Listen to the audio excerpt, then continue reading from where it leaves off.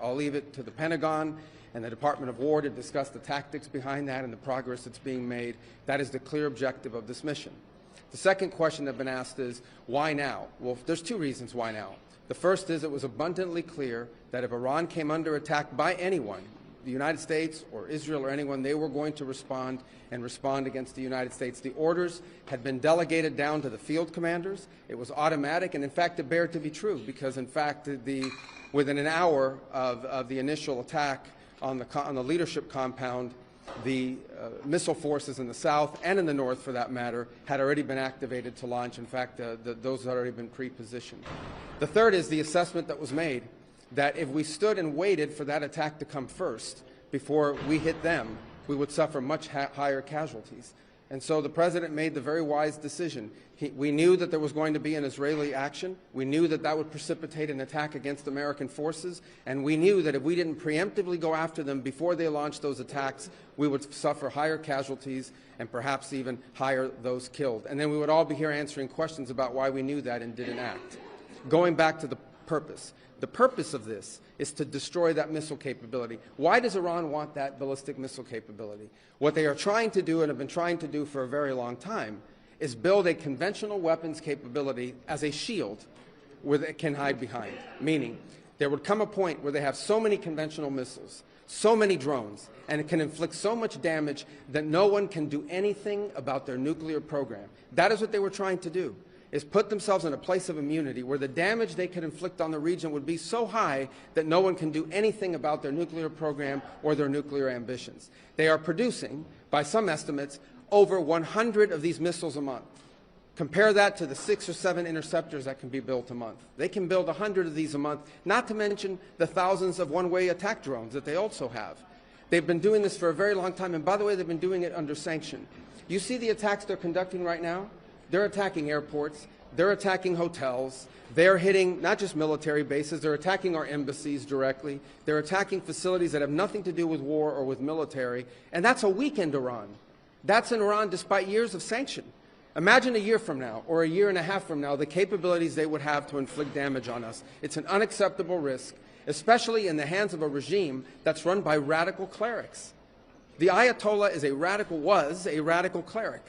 That entire regime is led by radical clerics who don't make geopolitical decisions. They make decisions on the basis of theology, their view of theology, which is an apocalyptic one. That has to be taken very seriously as well. So that was the purpose for what this operation is all about. That's what it's focused on. As the President said earlier today, it is on or ahead of schedule.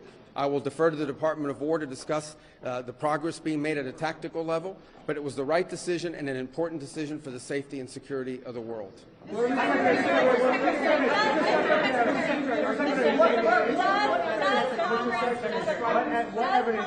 to weigh in? Does Congress have to weigh in? Is the President declaring war, and does Congress have to weigh in?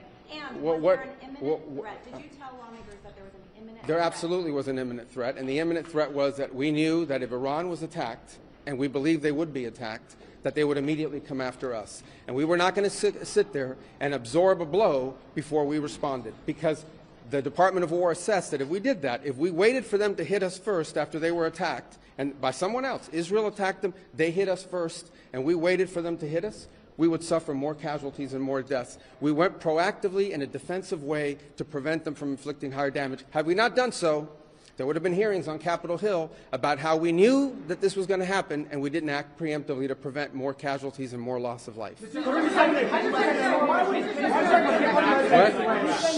was forced to strike because of an impending Israeli action? No, let me two things I would say. Number one is, no matter what, ultimately this operation needed to happen. That's the question of why now. But this operation needed to happen because Iran in about a year or a year and a half would cross the line of immunity, meaning they would have so many short-range missiles, so many drones, that no one could do anything about it because they could hold the whole world hostage. Look at the damage they're doing now. And this is a weakened Iran. Imagine a year from now. So that had to happen. Obviously, we were aware of Israeli intentions and understood what that would mean for us, and we had to be prepared to act as a result of it. But this had to happen no matter what. Secretary, President Trump said overnight that his top choices to now run Iran were killed in the strikes. Does the United States have a firm plan for how they intend to handle this power vacuum in Iran to ensure that an Iranian hardliner does not take power? So two things, and two things can be true. Number one is our mission and our focus is the destruction of their ballistic missile capabilities and their ability to manufacture them, as well as the threat posed by their Navy to global shipping. That's our objective. That said, we would not mind, we would not be heartbroken, and we hope that the Iranian people can overthrow this government and establish a new future for that country. We would love for that to be possible. But the objective of this mission is the destruction of their ballistic missile capabilities and of their naval capabilities. How do the United States, Mr. Secretary? Yeah. Mr. Secretary, so are you saying, based on that, are you saying that there is no responsibility, no plan for the U.S. to at least play a role in whatever government comes next? We might. We'll see how circumstances play out. But I'm telling you what the objectives of this operation are. The objectives of this operation are to destroy their ballistic missile capability and make sure they can't rebuild it, and make sure that they can't hide behind that to have a nuclear program. That's the objective of the mission. That said, abundantly clear, we would love for there to be an Iran that's not governed by radical Shia clerics. As I've said myself repeatedly for years, the leadership of that country does not reflect the people of Iran, and I think that's been pretty apparent in the protests that you've seen.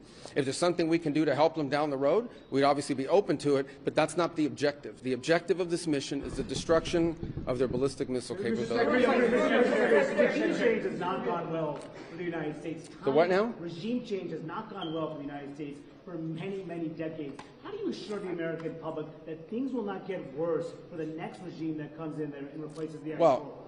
We would love to see this regime be replaced. And ultimately, as the President has said, he calls... No, but let me finish my answer. As the President has said, he would love for the people of Iran to use this as an opportunity to rise up and remove these leaders. They've been wanting to remove them from a long time. We've seen successive waves of protests, and we've seen them slaughter people. Okay? But the objective of this mission is to make sure they don't have these weapons that can threaten us and our allies in the region. That's why we're doing what we're doing now. And while we would love to see a new regime, the bottom line is no matter who governs that country a year from now, they're not going to have these ballistic missiles and they're not going to have these drones to threaten us. That's the objective of this mission, is to deny them the ability to use ballistic missiles to threaten their neighbors, to threaten our bases, to threaten our presence in the region, and ultimately as a shield behind which they can do whatever they want with their nuclear weapons ambition. We were not going to let them hide behind that, and that's why this was such a critical mission to undertake now while they were at their weakest point, and not a year from now where they could inflict even more damage and perhaps already be behind that point of immunity. Go right here behind. Go ahead, you and then you. Yes. Your critics in Congress have said that they should have a role, they should be able to weigh in here, and there are going to be war powers resolutions votes in Congress later this week. Why not notify Congress ahead of this, and does Congress... Well, we did. We notified Congress. I mean, we notified the Gang of Eight. We notified congressional leadership. There's no law that requires us to do that. The law says we have to notify them 48 hours after beginning hostilities. We've done that. I think the notification went today. But we did notify members of Congress in advance. But we can't notify 535 members of Congress. And, well, the Congress can vote on whatever they want, but there's no law that requires us to do that. And I want to say something, because I see people on TV. Look, that's fine. If they want to take a war powers vote, they can do that. They've done that. They've done that a bunch of times. But there's no, people keep saying that there's no law that requires the president to have done anything with regards to this. To begin with, no presidential administration has ever accepted the War Powers Act as constitutional. Not Republican presidents, not Democratic presidents. That said, we have followed the notification at 48 hours, and we're here today. I've done more Gang of Eight briefings than I got in the 4 years that Biden was president and I was a member of the Gang of Eight. All of that said, we've complied with the law 100%.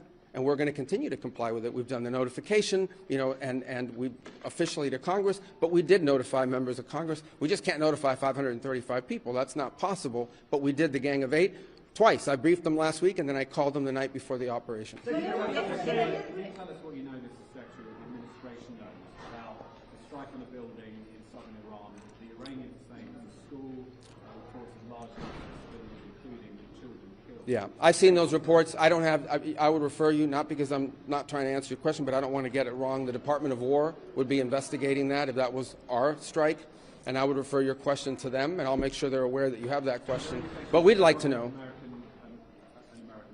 Well, clearly, the United States would not deliberately target a school. Our objectives are missiles, both the ability to manufacture them and the ability to launch them, and the one-way attract drones. That would be our focus, and that's what we would be focused on. We would have no interest and, frankly, no incentive to target civilian infrastructure.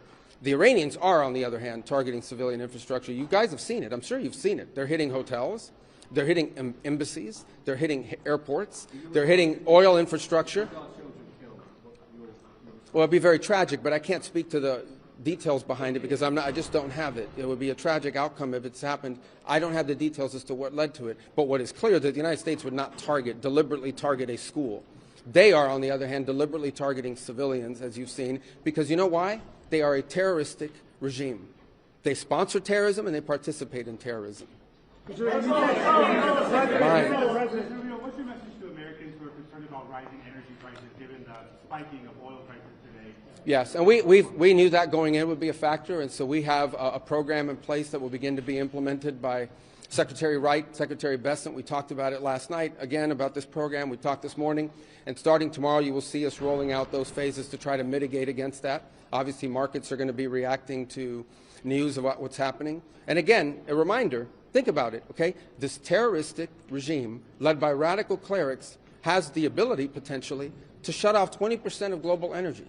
That's the kind of leverage they have because of their Navy. We're going to destroy their Navy. But there is a plan in place. We anticipated this could be an issue, and Secretary Wright and Bessent will begin to roll out those steps starting tomorrow to mitigate against the impact that could have. What time? I got to do this briefing, so I got a couple more. Yeah. Do you anticipate putting boots on the ground, and how long do you anticipate the conflict to last?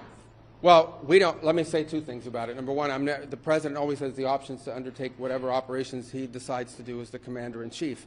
That said, we believe the objective that we have set for this mission, which is the destruction of their ballistic missile capabilities, both launch capability and manufacturing, can be achieved without ground forces.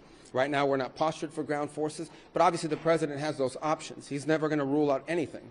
But right now, our focus is on the destruction of their ballistic missile launchers, their ballistic missile stockpiles, and their ballistic missile manufacturing capability, as well as their one-way attract drones and their Navy, because of the threat it poses to global shipping. How long do you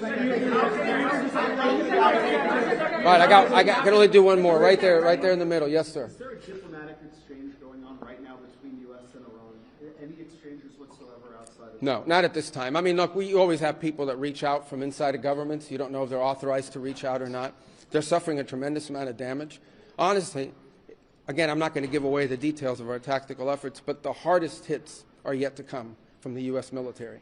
The next phase will be even more punishing on Iran than it is right now. Someone was screaming, how long will it take? I don't know how long it'll take. We have objectives. We will do this as long as it takes to achieve those objectives, and we will achieve those objectives. The world will be a safer place when we're done with this operation. All right? Thank you, guys. Thank you.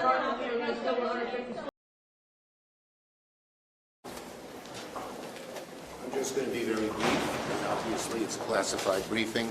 Look, a whole lot of questions were asked. I found their answers completely and totally insufficient.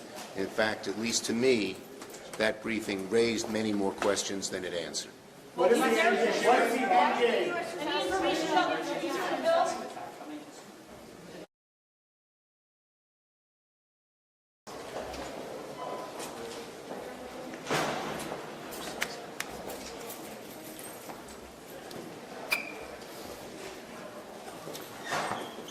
Good afternoon, everybody. We got a briefing from what was really a gang of 8. It became, I think, a game of 20. I stand here with our other chairman, Rick Crawford, of our Intelligence Committee, House Intel Committee, and Chairman Tom Cole of the Appropriations Committee. We brought the appropriators, the chair and the ranking member in and expanded the group to talk about all aspects of this. We got a great briefing, as you know, from the leaders of this, Secretary of State Rubio and the Secretary of War, Hegseth. John Ratcliffe was there, CIA Director, and of course, General Raisin Kane, Joint Chiefs of Staff. They gave us operational details. They gave us the rationale for what was done. And I was very satisfied with the briefing. It follows up on the original Gang of 8 briefing that we had more than a week ago, several days before the Operation Epic Fury began. I was satisfied at that time. I had, as I can speak for myself, as the leader of the legislative branch, the Speaker of the House, I had multiple follow-ups with the Secretary of State. I spoke with the President about it multiple times, and that was in advance of the operation, and we knew what was happening. I think there are two critical points that I just want to emphasize. The non-classified summary of what has happened here. First of all, to me, the most critical point is that this was a defensive measure, a defensive operation. And why is that? I took some notes, and this is not classified, so I'll tell you what I think is important. Israel was determined to act in their own defense here, with or without American support. Why? Because Israel faced what they deemed to be an existential threat. Iran was building missiles at a radical and a rapid clip to the point where our allies in the region could not keep up. As you know, Iran has long vowed to take out Israel, wipe it off the map, and they have long seen that as a critical threat to their very existence. Because Israel was determined to act, with or without the U.S., our Commander-in-Chief and the administration and the officials I just named had a very difficult decision to make. They had to evaluate the threats to the U.S., to our troops, to our installations, to our assets in the region and beyond. And they determined, because of the exquisite intelligence that we had, that if Israel fired upon Iran and took action against Iran to take out the missiles, then they would have immediately retaliated against U.S. personnel and assets. We have troops in harm's way, and we have many Americans in the region, and that was of a great concern. If we had waited for all of those eventualities to take place, the consequences of inaction on our part could have been devastating. We don't know at what magnitude, but you can assume, because it is common sense, that if Iran had begun to fire all of their missile arsenal, short and mid-range missiles, at our personnel and our assets and our installations, we would have suffered staggering losses. And if we had waited to respond before acting first, then those losses would have been far greater than if we had done what we did. That was their decision. I can guarantee you this: if we had not acted, if the President, the Commander-in-Chief, had not acted as he did, those same officials would have been hauled in here by members of Congress and asked them why in the world they waited if they had exquisite intelligence, knowing that that would happen, that we would suffer such staggering losses. Why did they not act to prevent it? So I am convinced that they did the right thing. There's another critical point. What were the objectives? The objectives for our operation, Operation Epic Fury, I am convinced, because I've now been to multiple briefings and I've understood the point of this, the objective was not regime change. The objective was to take out those missiles, the short and mid-range missiles, and their ability to produce them. We did that. That was objective number one. Objective number two was to eliminate their naval capabilities, destroy those and the missiles. And we are well on our way to accomplishing that mission. That is why I think the President has said, in his own words, the Commander-in-Chief has said this is going to be a operation that's short in duration. We certainly hope that's true. We pray for our troops and all those in harm's way, our allies as well. I am encouraged that our NATO allies are standing with us. The Arab states are largely standing with us, publicly, certainly privately. Iran was a great threat to everybody in the region and everybody in the world because it was an evil regime. The Ayatollah is no more. That was not the mission of the U.S. to go in and take out the regime, but that happened, and in my estimation, that is a great development for freedom-loving people around the world. Go ahead, Ray. Yes. Do you guys discuss the need for supplemental to get some new munitions and other things that our military might need? It was brought up in discussion. There are more details to be determined, of course. It depends upon how long the operation goes and what the need is. But our appropriators certainly asked that question, but I think there'll be some time before we can put a final number on it. Mr. Speaker, is there at any point you think Congress will need to give congressional authorization?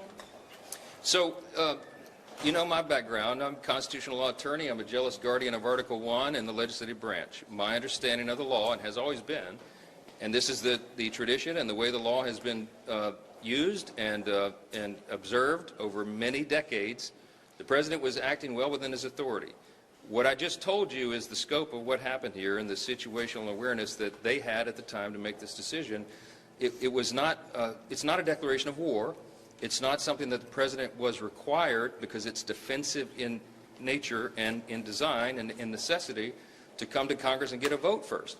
And if they had briefed a larger group than the Gang of Eight, you know, there's a real threat that very sensitive intelligence that we had, you know, might have been leaked or something. So this is why the Commander-in-Chief of our armed forces has the latitude that any Commander-in-Chief, any President always has, because they have a set of information that is sensitive, timely, and urgent, and they have to be able to act upon it.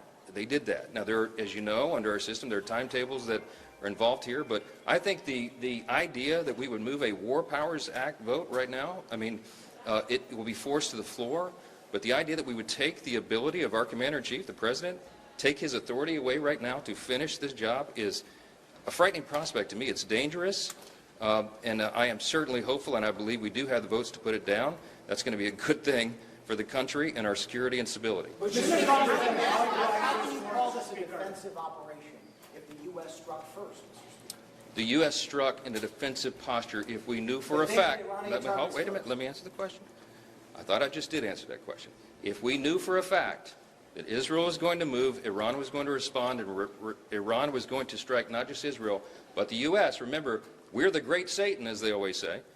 Israel's the little Satan, okay? That they would act. We knew that intelligence.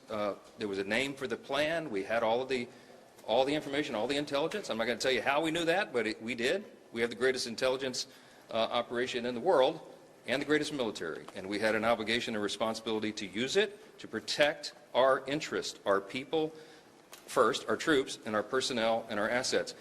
That is an America First objective. That is the objective of the country. The first responsibility of the federal government is to protect the country and its interests, and that's what we did here. I don't know how it's different. Congress has the authority to declare war. Shouldn't it have authorized this war?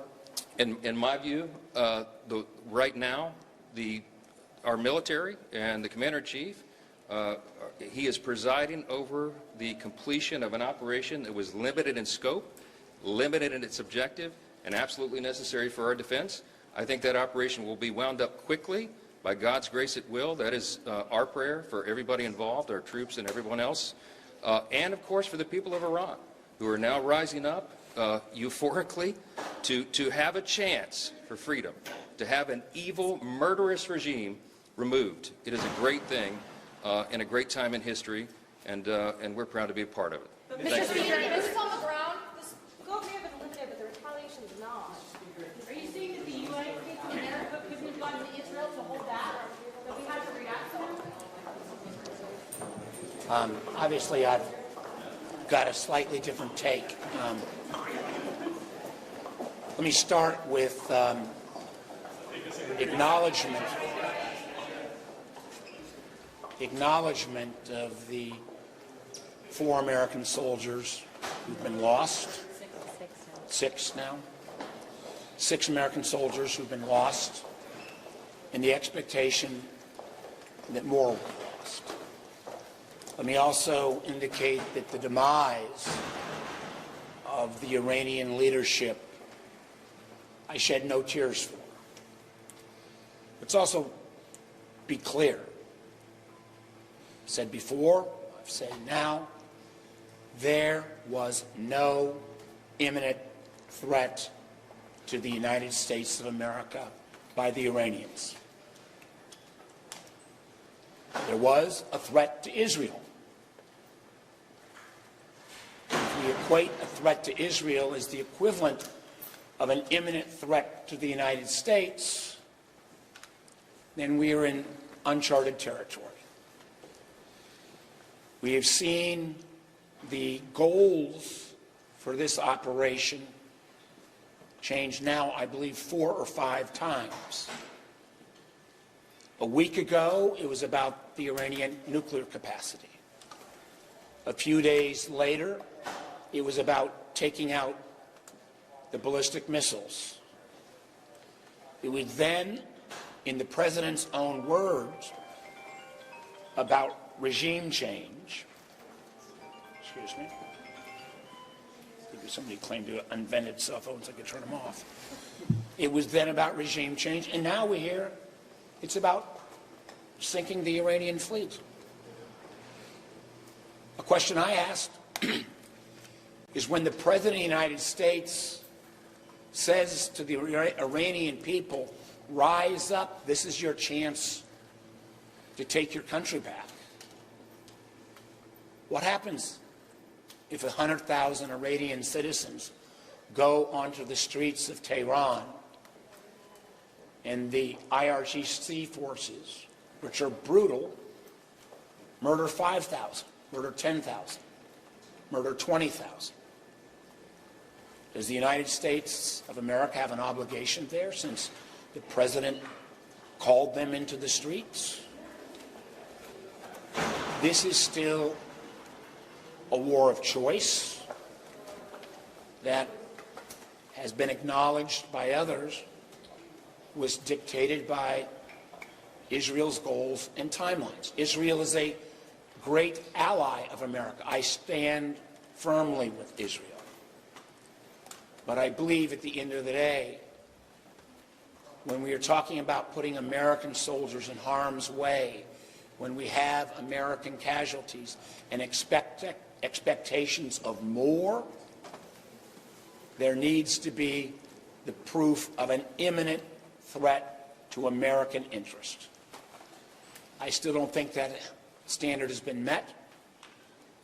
I think the President needs to come before the Congress, and for that matter, the American people, and decide amongst these 4 or 5 goals that have been laid out, what is the real goal? What is the objective? What is our exit plan? What obligation do we have now to the Iranian people if they do rise up based upon his call for them to go to the streets?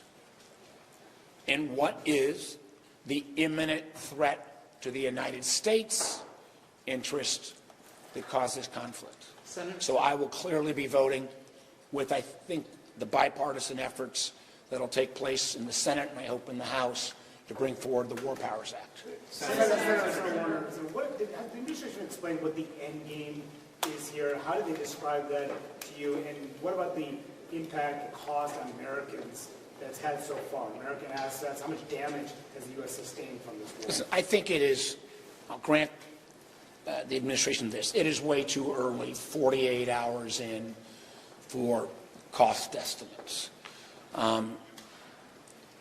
Clearly, when you combine the efforts of the amount of munitions that we have spent over the last year attacking the Houthis, the amount of munitions that's been spent on other ventures, I think the 7 different military conflicts the President has put America into, our munitions are low. That's public knowledge. It will require additional funding. Funding where we have other domestic needs as well. In terms of the end game, you know, I've heard 5 different rationales for what our goal, like 5, nuclear, the missiles, regime change, sinking of the Iranian fleet, at least 4 different goals in the last 8 or 9 days.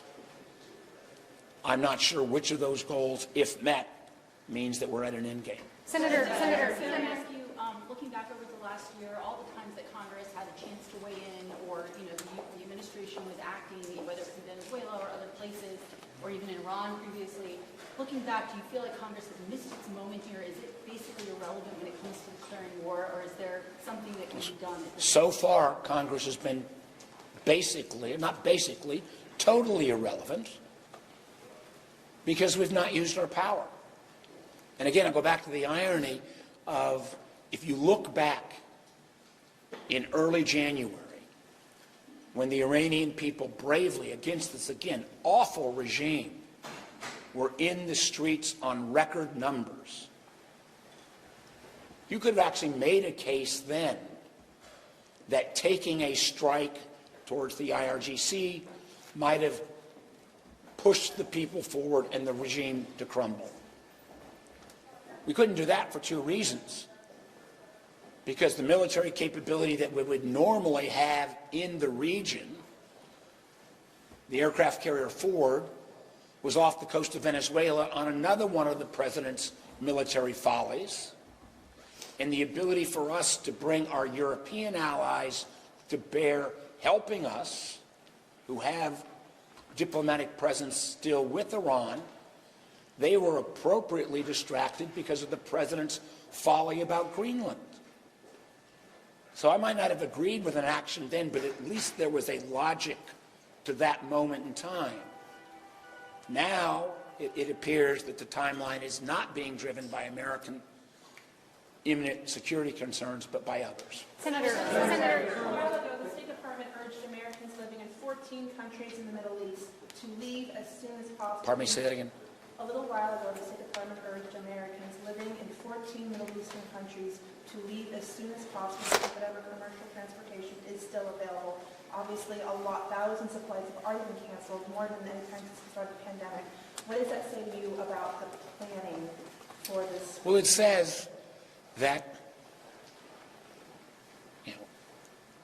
if this was being driven by imminent security threats from Iran against America, we would have, I think, had better planning. And the irony of this, as well, many times, as we know, when an American president takes an action, it's often in reaction to, and then he or she has to act because of the moment in time. This has been something that has been building up for months on end as this armada has come together. And the idea that there is then not a constitutional responsibility for the president to come to Congress after he's built up this fleet, and now, not my words, his words, launched a war against Iran. Anyone who argues otherwise hasn't read the Constitution. Senator, would you have warned Americans abroad sooner?